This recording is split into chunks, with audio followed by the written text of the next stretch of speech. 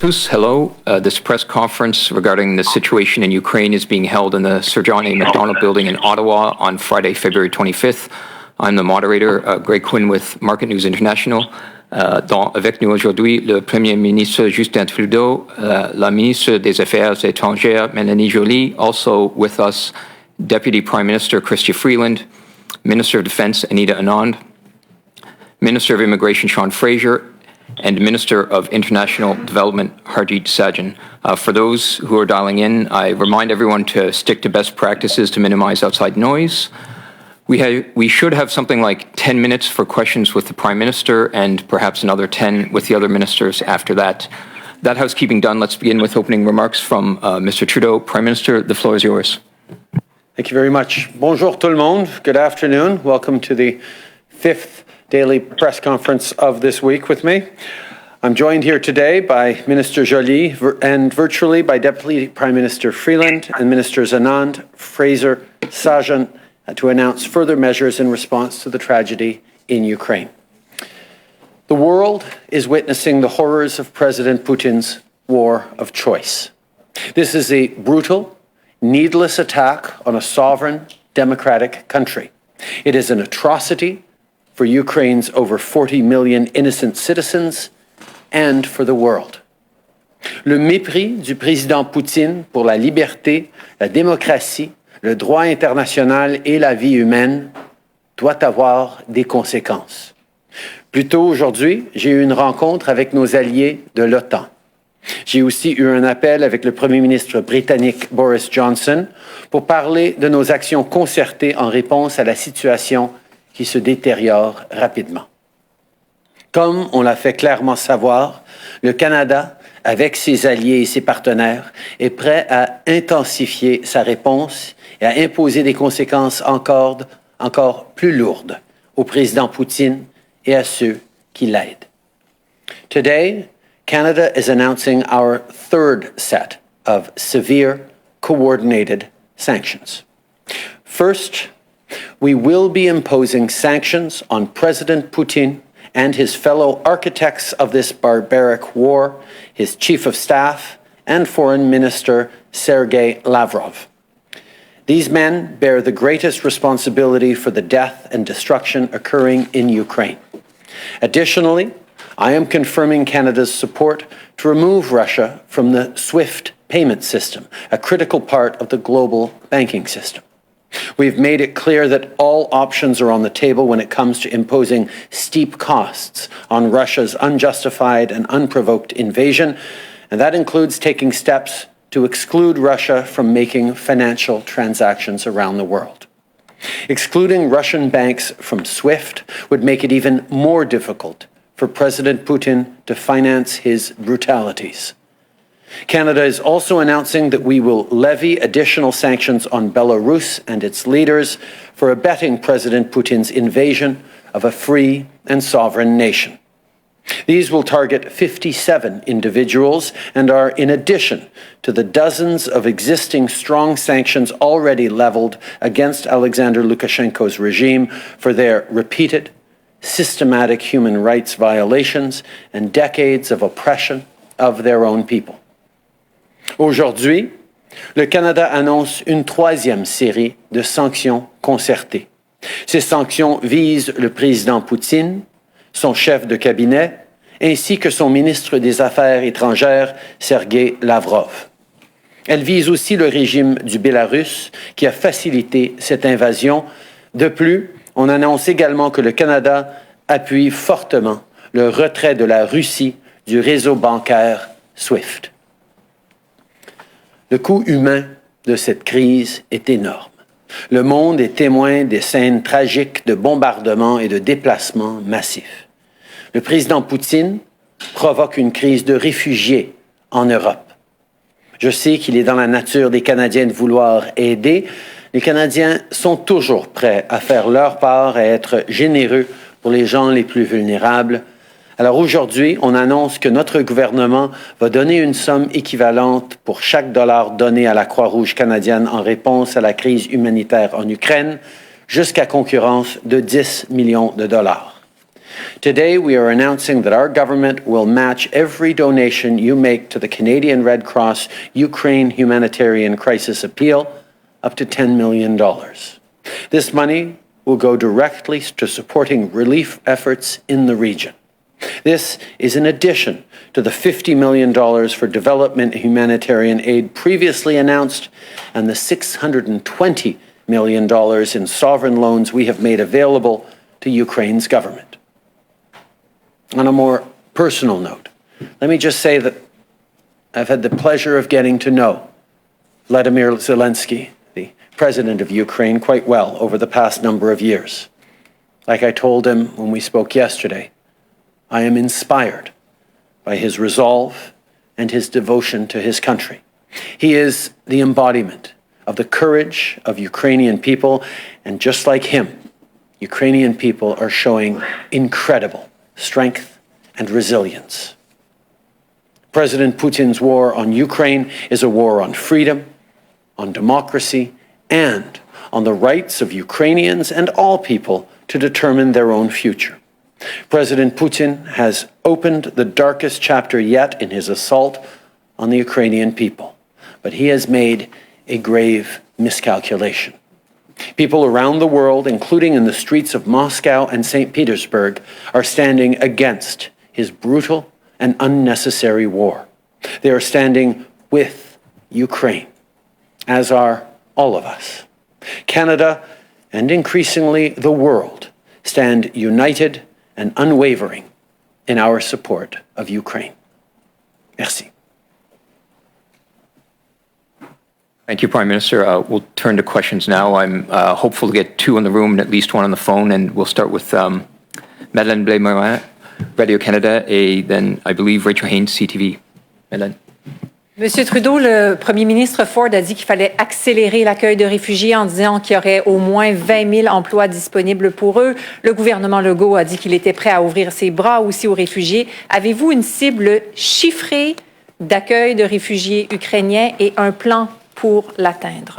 Ça fait plusieurs semaines que malheureusement on se prépare pour cette éventualité qu'on espérait ne jamais arriver, mais ça faisait partie de ces préparations de s'assurer qu'on puisse accélérer le traitement de demandes de réfugiés, de demandes d'immigration, d'extension de visas pour les Ukrainiens couramment ici au Canada. Mais effectivement, on est prêt à en faire beaucoup plus et sur ça, je suis content de passer la parole à mon collègue, le ministre de l'Immigration, Sean Fraser, pour une réponse. Sean? Thank you, and let me begin by adding my voice to the Prime Minister's remarks and condemning the egregious behavior of Vladimir Putin on this unnecessary war of aggression. The thought that someone would be so callous as to erode the self-determination of another sovereign nation and its people is beyond comprehension. As the Prime Minister said, we've been preparing for weeks. Since January 19th, we have been launching our operational readiness. We started by beefing up resources in our Warsaw, Vienna, Bucharest offices and preparing London for an influx of additional digital applications. We also, on the same day, started prioritizing applications that were already in our inventory and have so far had in excess of 2,000 applications approved from Ukrainians who had some sort of an application within IRCC. Just the other day, we launched a dedicated services channel, so Ukrainians who are seeking to take advantage of certain programs can reach us more quickly by phone, by web form, and use the, if you are using the web form, I would urge you to use the keywords Ukraine 2022, and your email will be prioritized.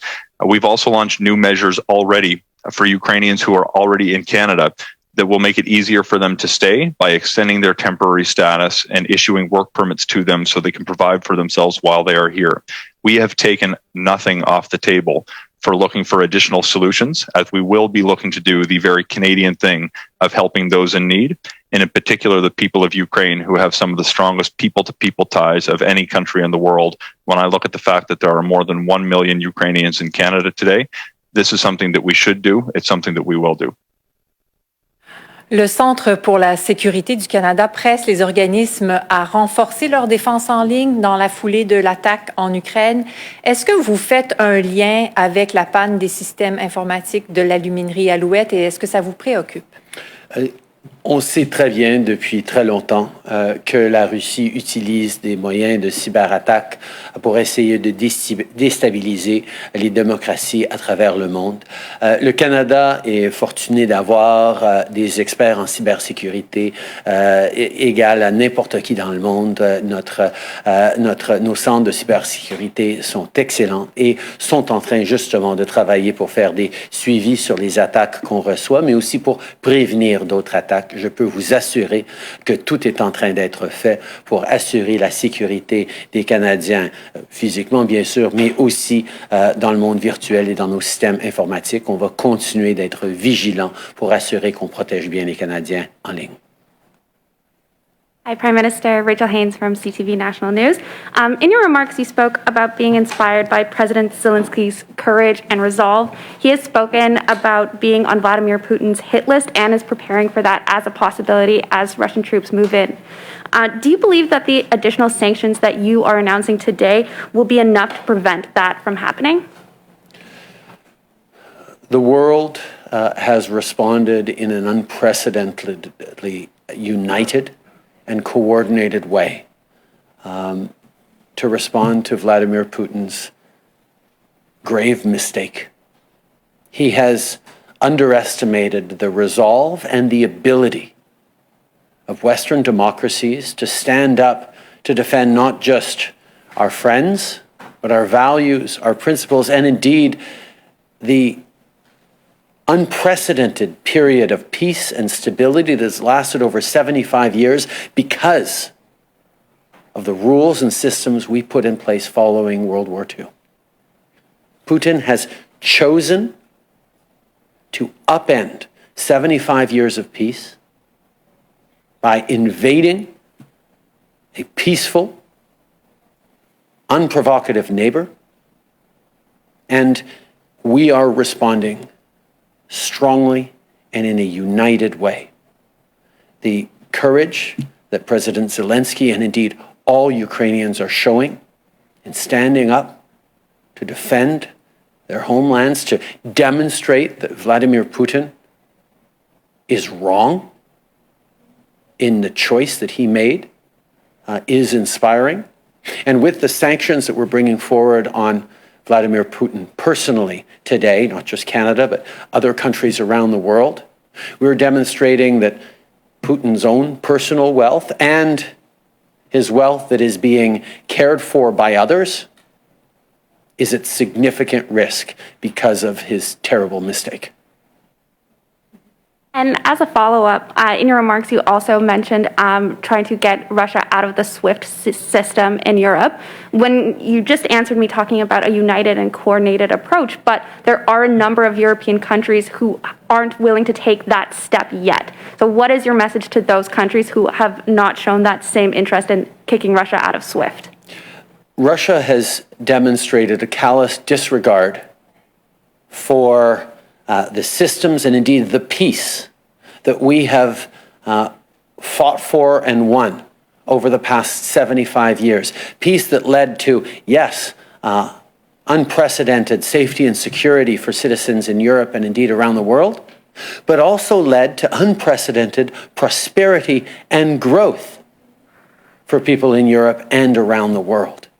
He cannot expect to overturn and end 75 years of peace with a violent and unprovoked attack on an innocent neighbor and still expect to be able to benefit from the financial systems and economic opportunities that that very peace has created over the past 75 years. So Canada, the UK, and a number of other countries are being very clear that the SWIFT system should be removed from Russia, and those conversations are ongoing with our European allies who are reflecting on this very carefully, as you've said. We'll turn to a question from the phone now. I believe we should have David Aiken, Global News.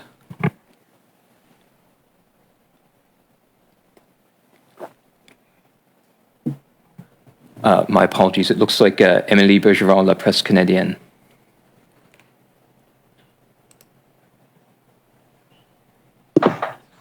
Oui, bonjour, désolée, j'avais de la misère avec mon micro. Monsieur Trudeau, pour revenir sur les nombreuses personnes qui tentent de fuir l'Ukraine en ce moment, vous avez annoncé des mesures hier pour faciliter leur arrivée. Or,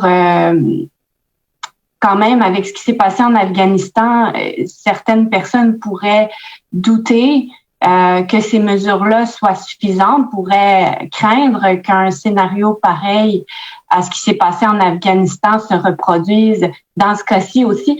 Qu'est-ce que vous leur dites pour les rassurer? Tout d'abord, on a développé des outils pour aider les gens en Afghanistan et on peut d'ailleurs appliquer ces outils ici en Ukraine. Mais en même temps, il faut reconnaître que la situation est extrêmement différente. Il y a des pays alliés qui ont des frontières avec l'Ukraine et on a déjà pu installer des Canadiens et des alliés qui vont être là pour recevoir des gens qui sont en train de fuir avec des connexions ou une citoyenneté canadienne pour accélérer leur sortie. Mais on sait aussi que la grande majorité des gens qui quittent l'Ukraine présentement vont d'abord quitter pour d'autres pays en Europe parce que c'est là la proximité. Ils peuvent se rendre en voiture ou quasiment à pied à certains moments. Mais par la suite, dans les semaines et les mois à venir, il va y avoir des gens qui vont vouloir venir avec des familles, avec la communauté ukrainienne ici au Canada. Et comme le ministre Fraser l'a dit, on va avoir les outils pour pouvoir les aider. Et il y a l'Association des avocats et des avocates en droit de l'immigration qui a regardé ce que vous avez annoncé hier en matière d'immigration et qui dit que ça, c'est pas suffisant, que ça répond pas à tous les problèmes que peuvent rencontrer les gens qui en ce moment tentent de fuir l'Ukraine, même s'ils peuvent passer, comme vous dites, par d'autres pays. Alors, êtes-vous prêt à déployer d'autres mesures en matière d'immigration? Êtes-vous en train de regarder ça? Qu'est-ce qui pourrait s'en venir à ce niveau-là? Absolument. Comme le ministre Fraser a dit, et je le répète, on est ouvert à en faire plus, à pouvoir aider encore plus de monde. On est en train de suivre attentivement la situation. Comme vous savez, tout ça s'est passé extrêmement rapidement sur le terrain. Il y a beaucoup de gens qui avaient une détermination de rester en Ukraine parce qu'ils doutaient que la Russie allait réellement faire l'inimaginable et envahir. Et maintenant que la Russie a envahi, ils sont en train de sortir, mais ça va prendre un peu de temps pour voir qui va vouloir venir au Canada, qui va attendre dans un pays voisin pour espérer pouvoir retourner à leur vie, à leur maison dans les semaines à venir. Tout ça est sur la table. Nous sommes en train de s'ajuster et de travailler avec nos voisins, mais ce que les Canadiens peuvent savoir, et sans aucune surprise, c'est que nous allons être là pour aider ceux qui veulent fuir, qui veulent venir commencer une nouvelle vie au Canada. C'est quelque chose sur lequel nous sommes en train de miser pour notre amour, pour l'avenir de tous les gens qui cherchent un meilleur avenir. Thank you. I'm told we have one more question for the Prime Minister on the phone. Tonda McCharles, Toronto Star. Thanks for taking my question. Prime Minister, the sanctions on Putin and his top aides there and Lavrov, can you talk about what actual impact you see this having? I mean, since no sanctions to date have deterred him in any way, do you have any reason to believe that he holds any assets, he or any of his circle hold any assets in Canada, that anything in a practical way will be affected? First of all, Vladimir Putin has been in power in Russia for around 20 years, and regardless of the lack of respect for international norms and the behaviors in the past, including invading Crimea, we have not ever taken as a global community the step of sanctioning him personally. This is a significant step, and it has its impact in the fact that we are all, as Western countries, united and aligned on this. This goes directly at President Putin's considerable personal wealth, and you're absolutely right. He does not have much, if anything, in terms of personal holdings in Canada, but it's also going to be extremely important that we show a level of unity, a level of collaboration and firmness around the world, and prevent any loopholes from him trying to move money to places where he doesn't currently have money. It is an indication that Putin has made a terrible miscalculation in invading another sovereign country, because the response of the world has been firm, unequivocal, and directed at him and those who have enabled this wrong-headed and terrible decision to invade a neighboring country. And as a follow-up, could you elaborate on your reasons perhaps for not taking some other steps, such as immediately either expelling any Russian diplomats from this country, or why you haven't immediately deployed the 3,400 that you've put on standby, given NATO's statement today? First of all, as we've said, we continue to work closely with our allies on potential next steps, on things to do in the days and weeks to come. We recognize that this is unlikely to end quickly. We will need to be firm and resolved over possibly the long haul, and we are. But that's why putting things in place in the right order and the right sequence is extremely important. On NATO, I can tell you from the meeting we had this morning, allies are all resolved and resolute that we are there to protect Europe's eastern flank, to demonstrate that the alliance is strong and ready to respond were Putin to make the mistake of choosing to invade a NATO ally. And on top of that, that we are strong and united in our condemnation of their invasion of Ukraine. This is something we are going to continue to do, and part of that means being there to mobilize further forces to guard NATO's eastern flank, which Canada has, as most members have in NATO, put more troops at the disposal of NATO command to be able to demonstrate our resolve on this. On the issue of sanctions, I'm happy to turn it over to Minister Joly, who's been working extremely hard these past days and weeks to make sure that the sanction package is as strong as possible, as quick as possible, but also as seamlessly united amongst partners as it has been. Mélanie. Thank you, Prime Minister. Thank you, Tonda, for your questions. So on question of sanctions, today is an important day because it follows everything that we've done over the entire week, which is sanctioning people that are involved in this conflict, that are decision makers, not only President Putin today, but also now the Foreign Minister, the Justice Minister, the Minister of Finance, and also the Minister of Defense of Russia are now sanctioned, not only by Canada, but by the entire West. President Lukashenko of Belarus had been already sanctioned last summer. Now we are also making sure that his guard around him are sanctioned. And why we're doing that? Because we want to make sure that we're suffocating the Russian regime. That's our goal. And we know that this has an impact in terms of their own decision making, but we know also that we need to work all together in a united West to make that happen. The Prime Minister mentioned definitely the fact of not having any form of loopholes. That's important, but also we're looking at different methods, including creative methods, to make sure that we are putting maximum pressure on Russia right now. On the question of consular, I just wanted to, for Canada, it's important to have an ambassador right now in Russia. You heard the Prime Minister's speech.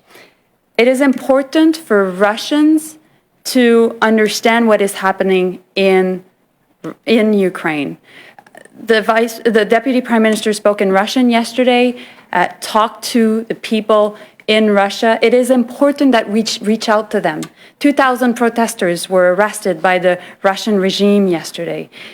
It is important that the opposition within Russia is able to have access to facts. And my message also to Canadians that have families and friends in Russia, please tell them what you're seeing right now through our independent media. Please tell them what's happening in Ukraine. They need to know, and they need to talk to their friends and family. Thank you.